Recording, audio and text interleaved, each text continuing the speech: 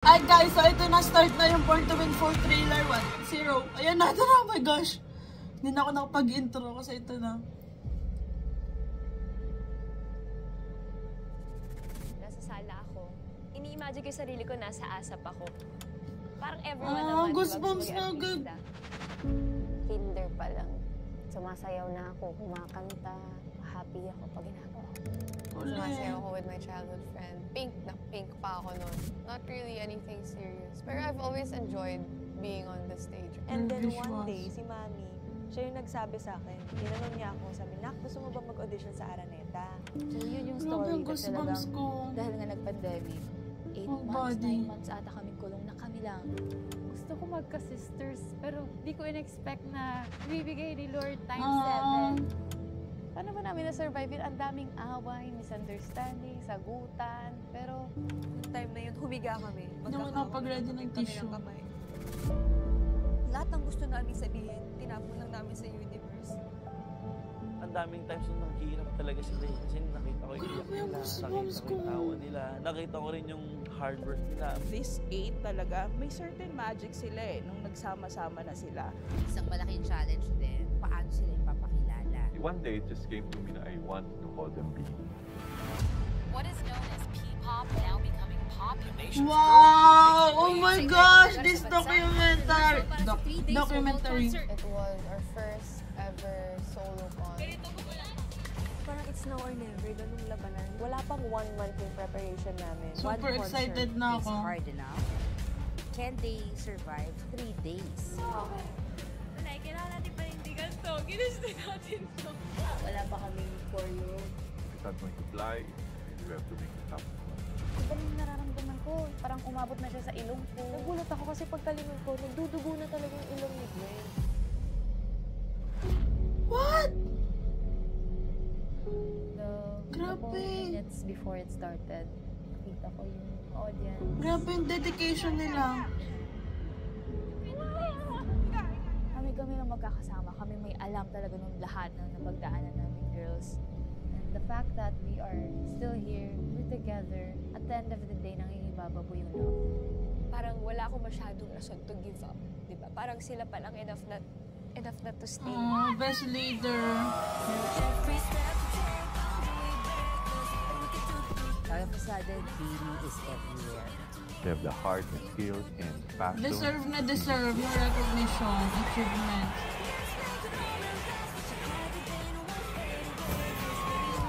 Wow! Trailer pa lang to. Paano na kung... I think I need more tissues. Pag pinanood to. Nasa sala ako. Ini-imagine ko yung sarili ko, nasa ASAP ako. Parang everyone naman, diba? Gusto maging artista. Kinder pa lang. Sumasayaw na ako. Grabe yung universe. Talagang pinagsama-sama silang Sumasayaw ako with my walo. childhood friend. Pink na pink pa ako noon. Not really anything serious. Pero I've always enjoyed being on the stage. And then one day, si Mami, siya yung nagsabi sa akin, tinanong niya ako, sabi, Nak, gusto mo ba mag-audition sa Araneta? So yun yung story. Talagang, dahil nga nag-pandemic, sobrang strong ni Shi. 9 months ata kaming kulong na kami lang. Gusto Actually ko silang lahat, pero iba Pero kasi yung di ko pinagdaanan ni in-expect Shi. na bibigay ni Lord times 7. Paano ba namin na-survive yun? Ang daming away, misunderstanding, sagutan, pero Yung time na yun, humiga kami. Magkakahawak na lang kami ng kamay. Lahat ng gusto namin sabihin, tinapon lang namin sa universe. Ang daming times na naghihirap talaga sila eh. Kasi nakita ko yung iyak nila, nakita ko yung tawa nila, nakita ko rin yung hard work nila. This 8 talaga, may certain magic sila eh, nung nagsama-sama na sila.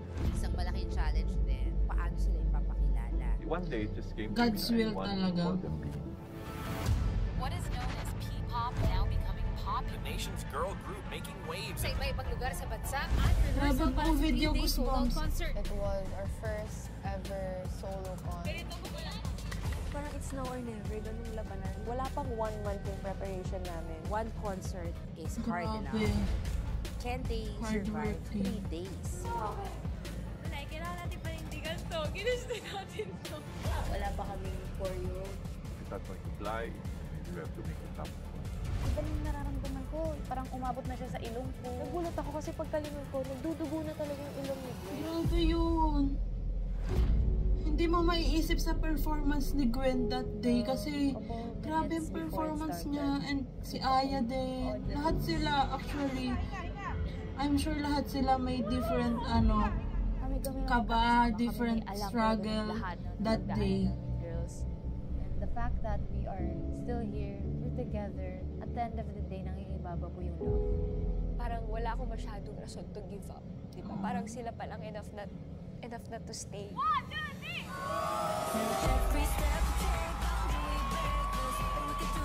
All of a sudden, Beanie is everywhere.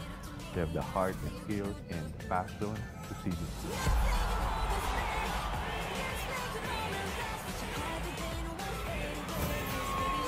Chapter 1 pa lang to. They are really born to win. September 26. Oh my gosh.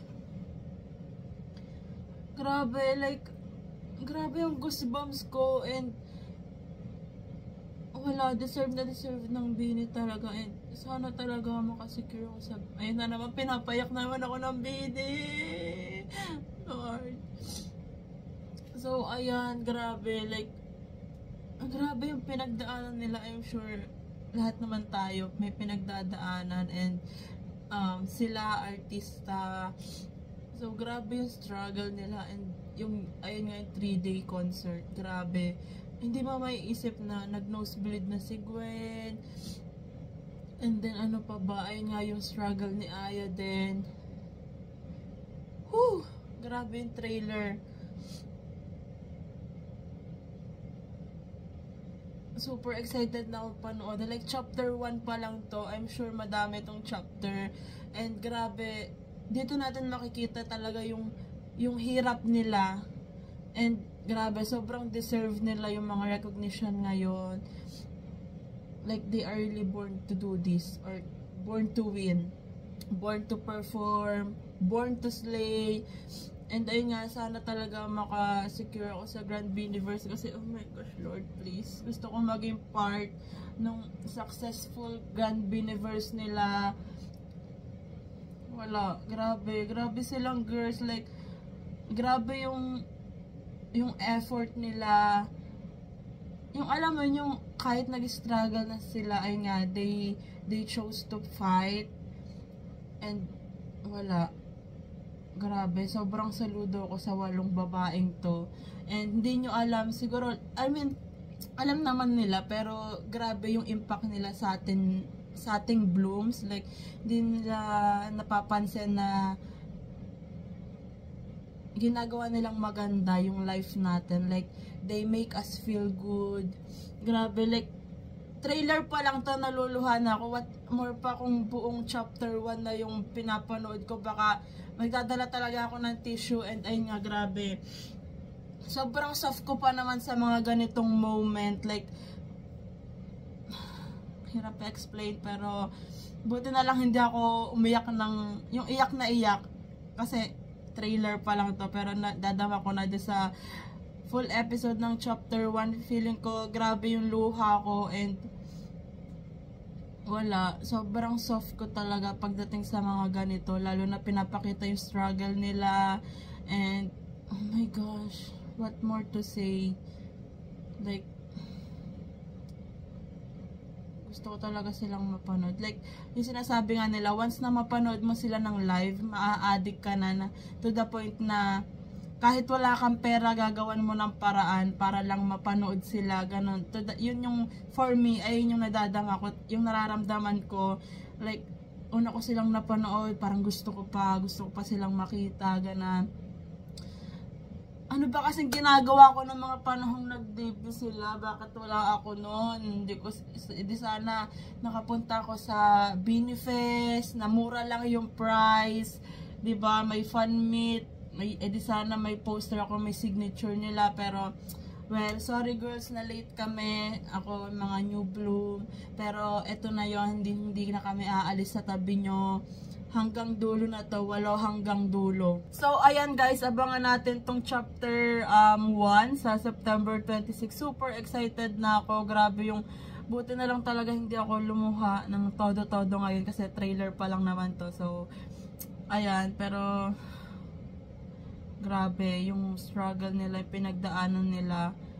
Like, God's will talaga eh, 'di ba? Isipin mo kung hindi siguro sinabi nung mama ni Stako na gusto niya ba mag-audition, or kung hindi din pinilit si Sheena ng mama niya na mag-audition, or si Aya, paano kung hindi siya pinayagan ng parents niya na i-go tong project na to, 'di ba? Parang wala, kung hindi will ni Lord, wala tayong bini ngayon na mahal. Yun lang. So that's it for today's video, guys. Thanks so much for watching. Please like and subscribe. Annyeong! Hey!